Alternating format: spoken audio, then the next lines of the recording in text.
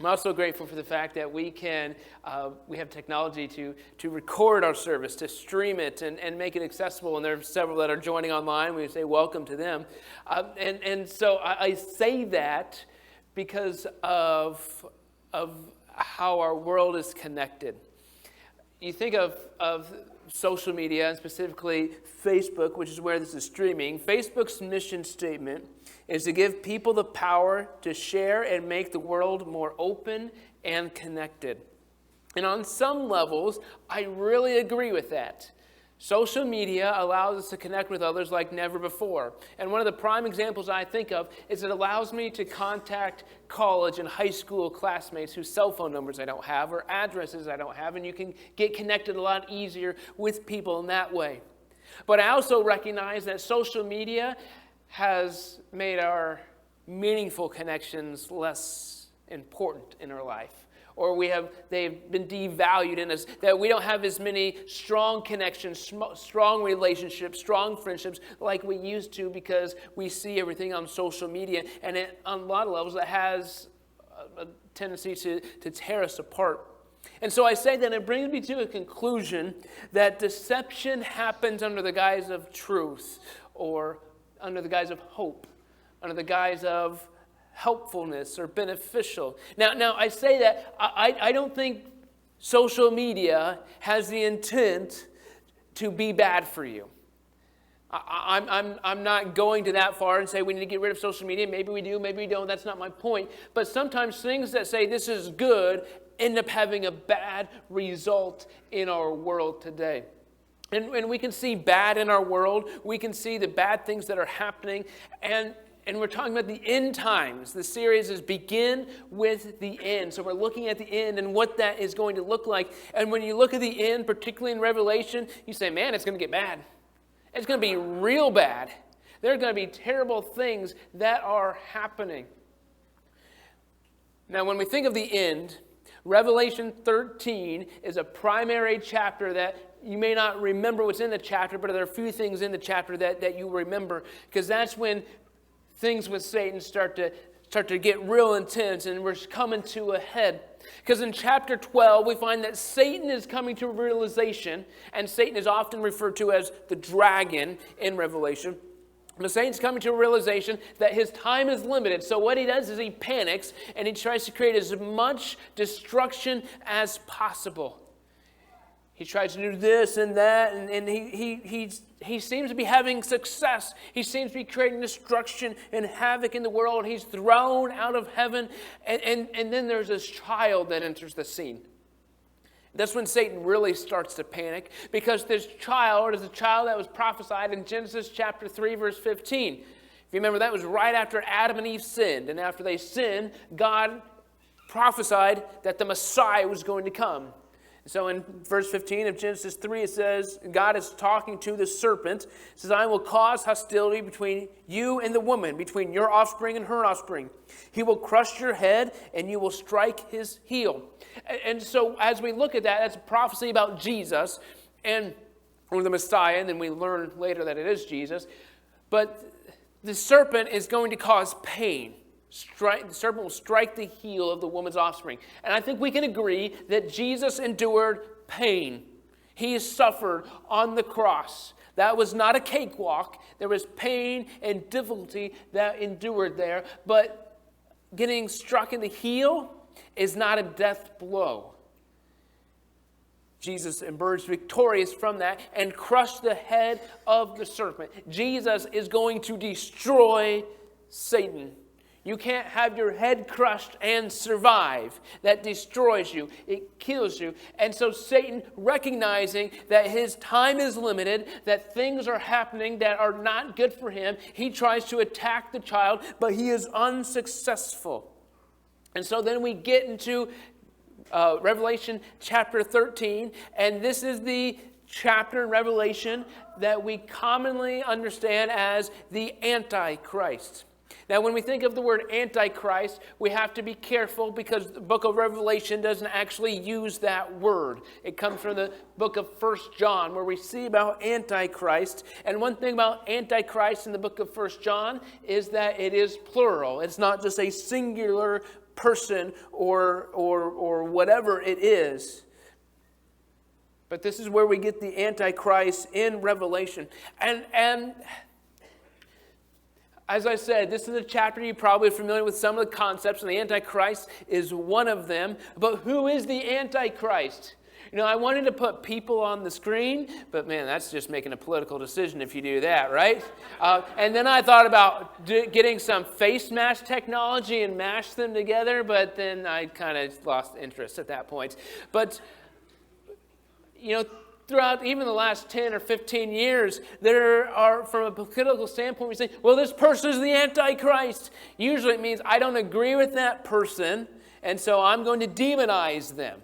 If we're honest with ourselves, now maybe that person is Antichrist-like, and maybe they are this person that is being raised up in Revelation 13. I'm not trying to say they are or they are not, but we have tried to guess. And so Revelation chapter 13, starting in verse 1, says, "Then I saw a beast rising up out of the sea. It had 7 heads and 10 horns with 10 crowns on its horns. And written on each head were the names that blasphemed God. This beast looked like a leopard, but it had the feet of a bear and the mouth of a lion.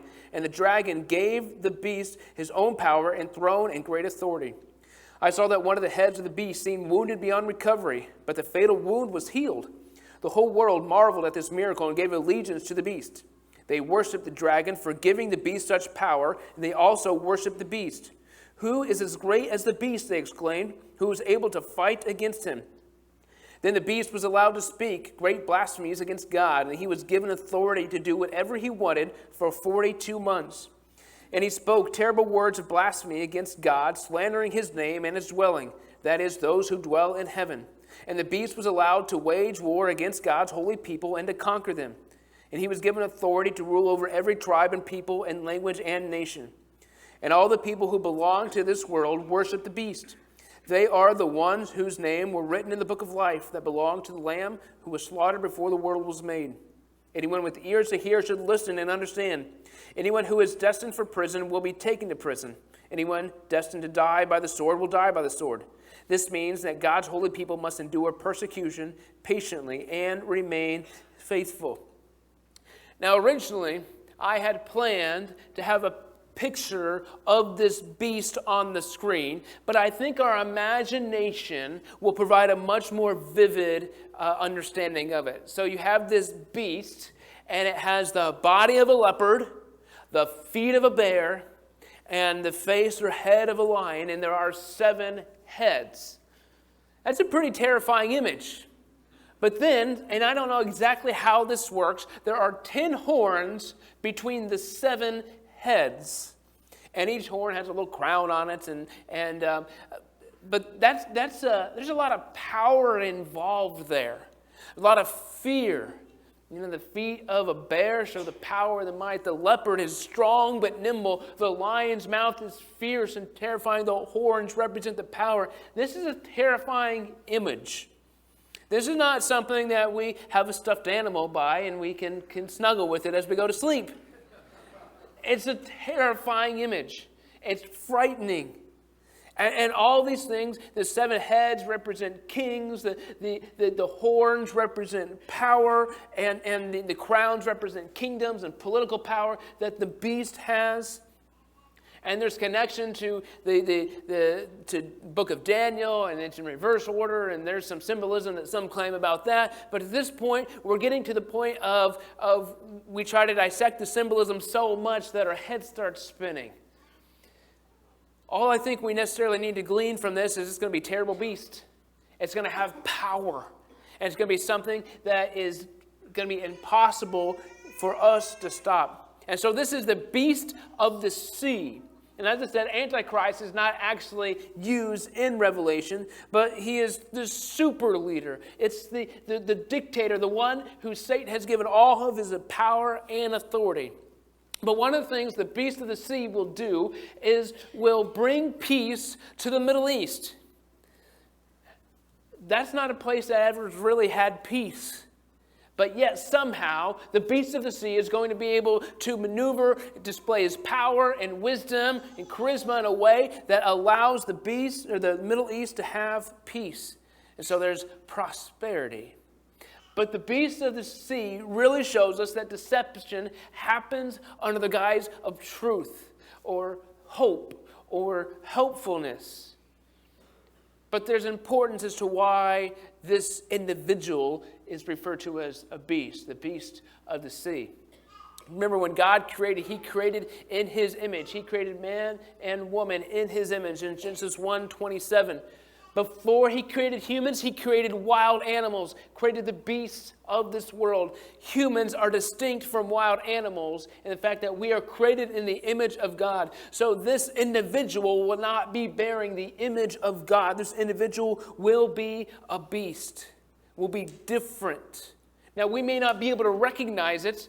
We may not have the ability to see that this individual is different, but God can recognize that this individual is no longer bearing His image.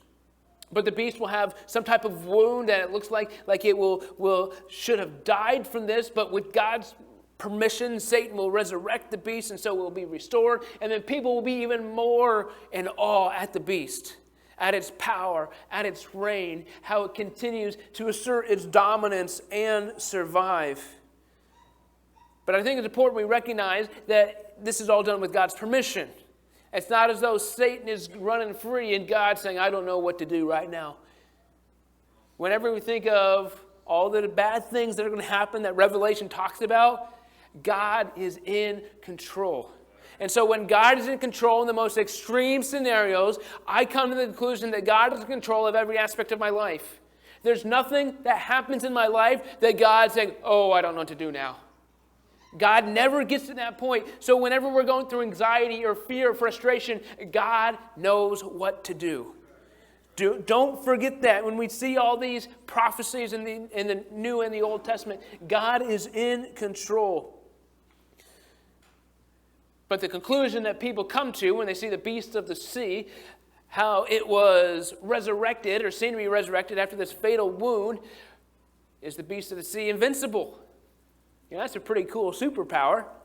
Right? I want to be invincible. Wouldn't that be fun, all the crazy things you could do if you knew you're invincible? Just have a lot of fun with that. But that's the impression that people will get. And when we recognize something has power, we are drawn to that. When we see a leader that has power, we are drawn to that. So people are going to be drawn to the beast of the sea. But make sure we keep in mind that deception happened under the guise of truth. If we knew it was deception, we wouldn't touch it. We would stay away. But even so, the beast of the sea will speak against God, will speak against God's people. But we're not always going to recognize it. That's the thing with Antichrist and those who are against Jesus. They do it in a way which makes us feel like we are following something that is good. Nobody stands up to try to get followers and say, we're going to do bad things. They cover their motive with things that appear to be good. So the beast of the sea will probably be a smooth talker who will convince us that what they are doing is good. But we have to be careful that we do not succumb to the same level as these powers of the world, because we cannot use worldly means to do heavenly tasks. Because the tendency is to fight power with power. And by that I mean we fight fire with fire. If the beast of the sea has waged war against God's people are not going to be victorious by waging a physical war against the powers of this world. We can fight and fight and fight against the powers of this world on a physical standpoint, but until we fight in the spiritual realm of Jesus Christ, we are not going to win. Just because we win a war doesn't mean that we are doing what Jesus has called us to do. Because we won a war, there's always going to be another war. There's always going to be another battle. But Jesus is calling us not to succumb to the powers of this world. Because in all this, we have to remember that no matter what evil arises, whether we're talking about the Antichrist or something else, there is nothing that is outside God's power. We can always rest in that promise, no matter the problems in front of us, no matter the difficulties we face, no matter how bad it seems, God still has more than enough power to handle the situation. But yet God still allows the beast of the sea to rule. Now, there's not much information that is given or provided here into what the war that the beast will wage will be like. But I come back to the realization that faith cannot be defended by force. You're not going to beat somebody into submission to believe what you believe. They may say for survival, well, I'll reject what I want. I'll say the right things, but they're not actually going to be convinced by it. And so as that section concludes, it says, he who lives by the sword dies by the sword. If we try to fight faith battles with the sword, we are not going to be victorious. But there are many people that will be convinced by the beast of the sea. Many people will be drawn to it, and the world will worship it. Even though it's deceptive, even though there's ulterior motives. But again, we live in a world in which things aren't always what they seem. I remember growing up, antibiotics were viewed as this wonder drug. And on a lot of levels, antibiotics are fantastic. You have a bacterial infection, antibiotics can often take care of that in healing in a way that the world has never known, but there are side effects. You know, you can have rashes, you can have nausea, you can have digestive issues, loss of appetite, you can have all these types of things. But one of the major consequences is that there are now drug-resistant bacteria, and we have sepsis and all that kind of stuff. And it gets to the point where it was good, but there were some underlying consequences to it that we didn't necessarily realize at the time. Now, I'm not saying anything, I'm grateful we have antibiotics, that's not my point.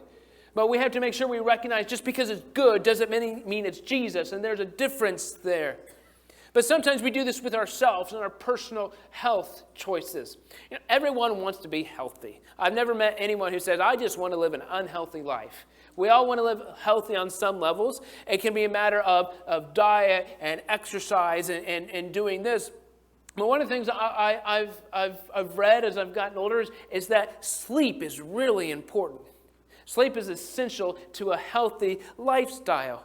That sometimes it's more important for you to get sleep than it is for you to wake up early to exercise. Or we do things like, well, I want to cut calories, so I'm going to skip breakfast. And they say breakfast is the most important meal of the day. In fact, they say skipping a meal is often detrimental to your weight loss goals because you end up eating more later or your metabolism doesn't work as much. So we have all these things that, well, we want to get to a good, but we have things in our lives that if we do this, it's not necessarily the good that we want to get to. And oftentimes that's what happens. We're trying to do good, but we get deceived. And not that we're bad people, but that's just how the world works sometimes. That deception often happens under the guise of truth or hope.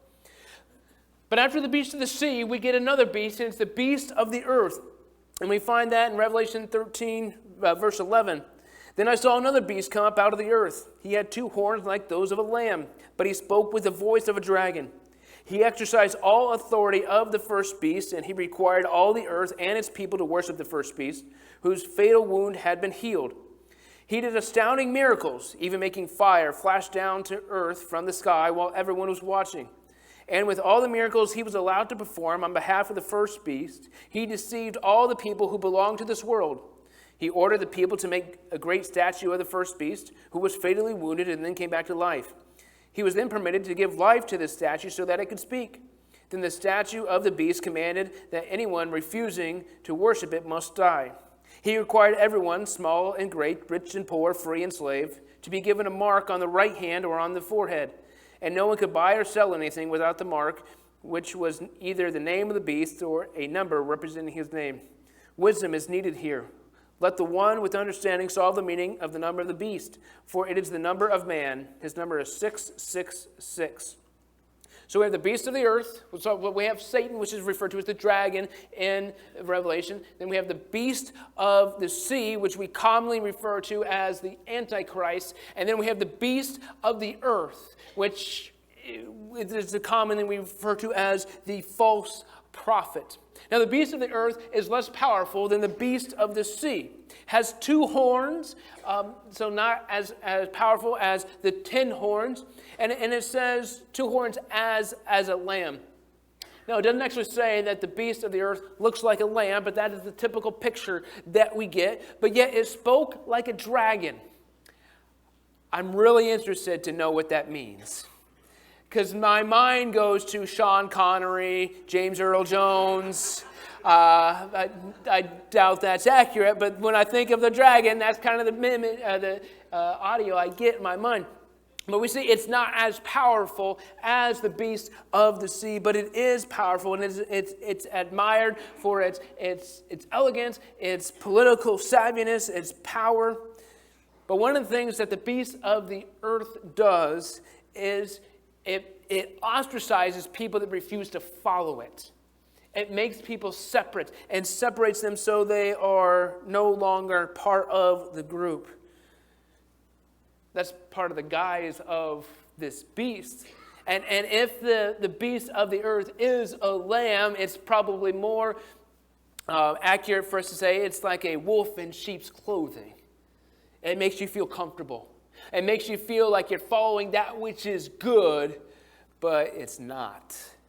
It's going to trick you and deceive you. And it deceived with miracles. It brought fire from the sky while people were watching. You remember Jesus was asked by the religious leaders, show us a sign so we know that your authority is from heaven. And Jesus did not give in to that. Because his purpose was not just to wow them. He came for something deeper. But the beast of the earth is saying, well, I'm going to get people on my side. The beast of the earth came to wow people, to deceive them, to show them that it is worth following. And so in that, the beast of the earth makes an official religion to be worshiping the beast of the sea. And again, this is where people get ostracized. If you don't do this, then you are rejected. You are out of the group, out of the community. You will no longer do things that you need to do. Again, we recognize this is crazy stuff. And that we're never going to do this or allow this into our lives. But deception happens under the guise of truth. The beast of the earth is not going to bulldoze this. It is going to be done with charisma. It's going to be done with passion to show you this is the way to go. And as I think about this, there are things in our world that we can be skeptical of, and probably the one that we tend to throw under the bus the most might be the UN, the United Nations. That we see how the world unification and how that can be detrimental, and Revelation speaks against that. And I'm not saying one way or the other about the UN. Should we get rid of it? Should we keep it? But to recognize that one of the purposes of the UN is to create world peace and prosperity and justice. And often religion gets put in there because religion is a place where people get passion. And religion can make people do things that are crazy or that they wouldn't otherwise do. And so the UN has talked about how we need to make sure religions get along. Now, I agree with that. Now, I don't have any animosity towards people who believe differently than I do. Now, there may be some extremist situations that we have to be careful of, but most people in the world today just want to be left alone. They're not trying to start something. They may want to passionately share what they believe, but they're not trying to create a conflict. But I come back to the fact of deception happens under the guise of truth. And so what the UN may be trying to accomplish, it might be good. It's not Jesus. And we have to make sure we follow Jesus, not just that which seems good. Because if we only follow that which seems good, then we can be deceived real easily. That's why we've got to be careful. And I'm not trying to speak against the UN. No, I'm not trying to speak for or against it. But to recognize those are the dangers in our world. That we have to be careful of the things that say, well, that's good. Well, it's not Jesus. But outside the Antichrist, the probably thing in Revelation 13 that you're most familiar with is the mark of the beast. And you're like, oh, finally, I've been waiting for this. Nobody knows. Nobody knows what the mark of the beast is. Nobody knows. I mean, we've had several things throughout the years. Well, this is the mark of the beast, or that is the mark of the beast. And so we got to avoid this, or we've got to do this. Well, 666 is pretty particular here. as to why is that number. It's the number of humanity, the number of man. Remember, God created on the sixth day, and so man's number is 6. 3 is the God number. 3 represents God, while 7 represents perfection or completeness. And so we find that in 666, which shows that 3 times it falls short. It almost gets to God, but it doesn't. It almost gets to completeness, but it doesn't. And so when we think of the dragon or the beast of the earth or the beast of the sea, we see that these are the best that humanity can create.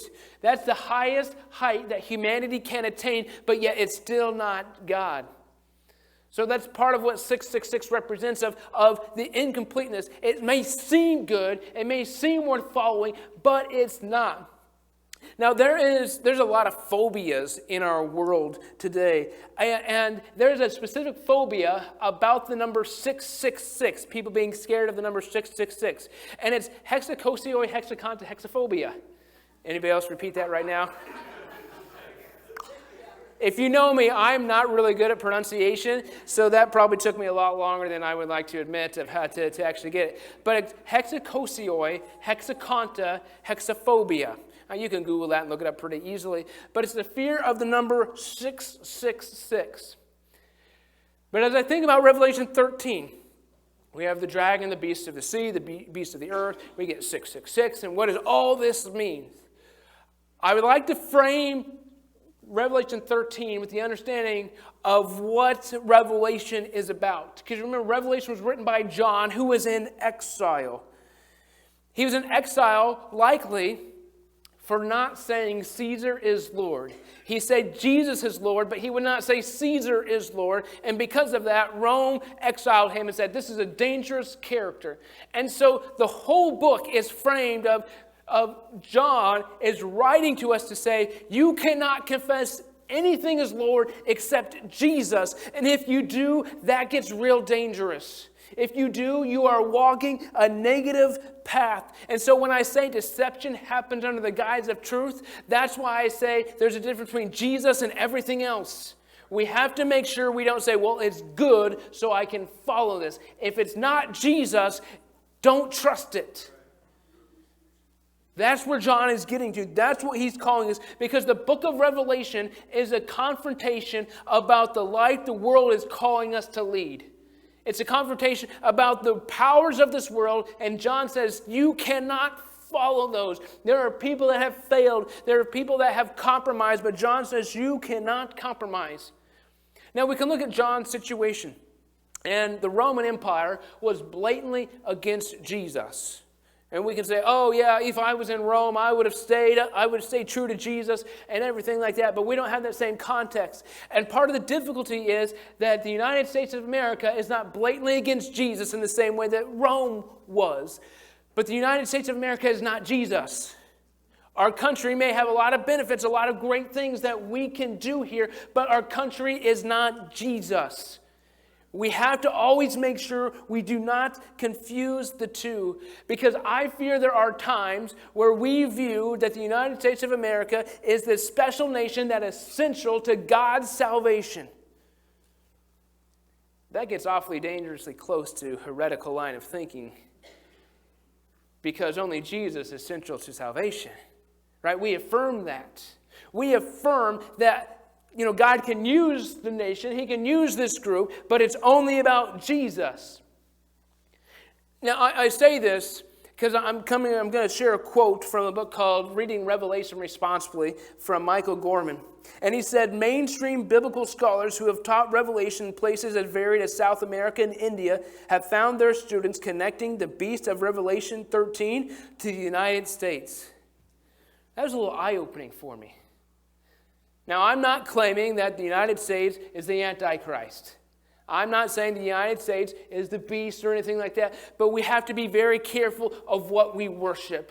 And if we aren't careful, we're going to worship more than Jesus. Other things are going to creep into our lives, that the charisma from the beast of the sea and the beast of the earth are going to creep in and say, hey, what about this over here? Deception happens under the guise of truth, under the guise of hope, under the guise of helpfulness. So we have to make sure we are vigilant with this. Because our world is full of deception.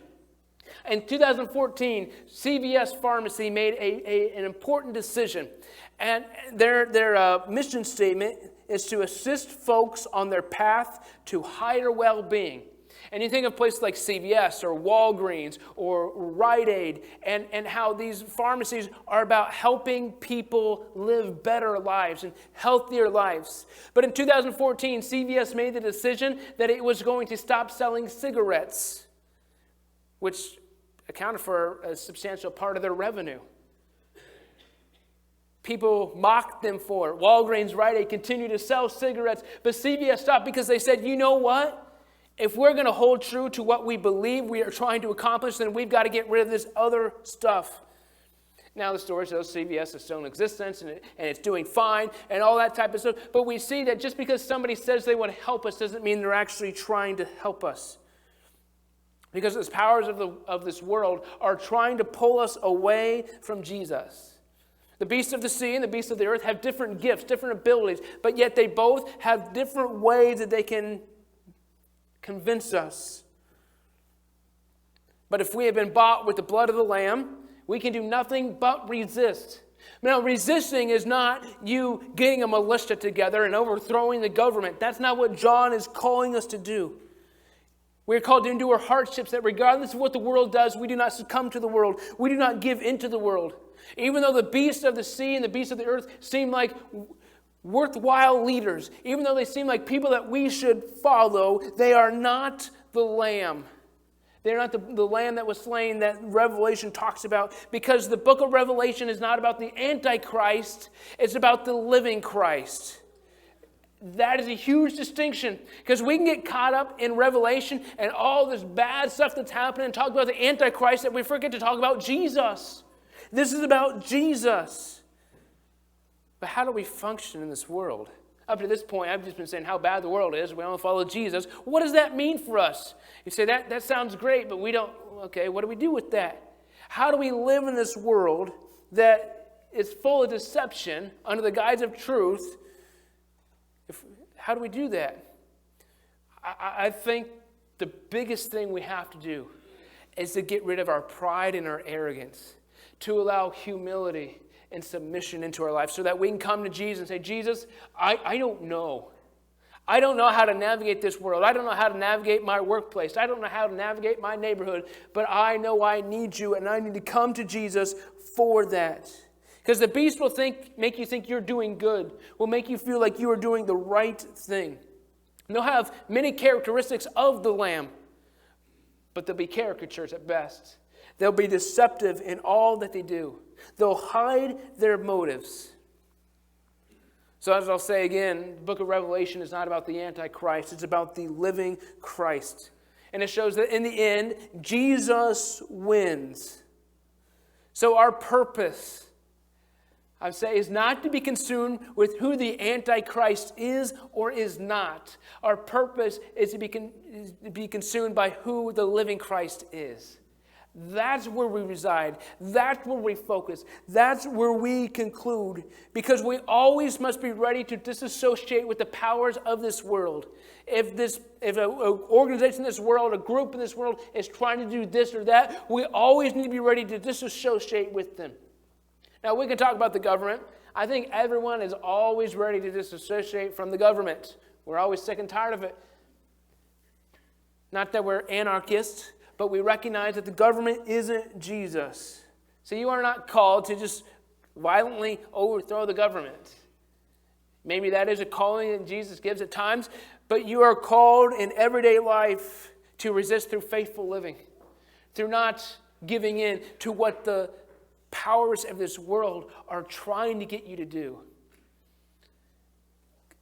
But I'm reminded in Genesis chapter 3 that the serpent will strike the heel of the woman's offspring, but the woman's offspring will crush the serpent's head. Jesus suffered so that we could even have this conversation today. He died so this conversation was worth having. But he is not dead now. He is alive. which is why it's important to recognize Revelation is not about the Antichrist, it's about the living Christ.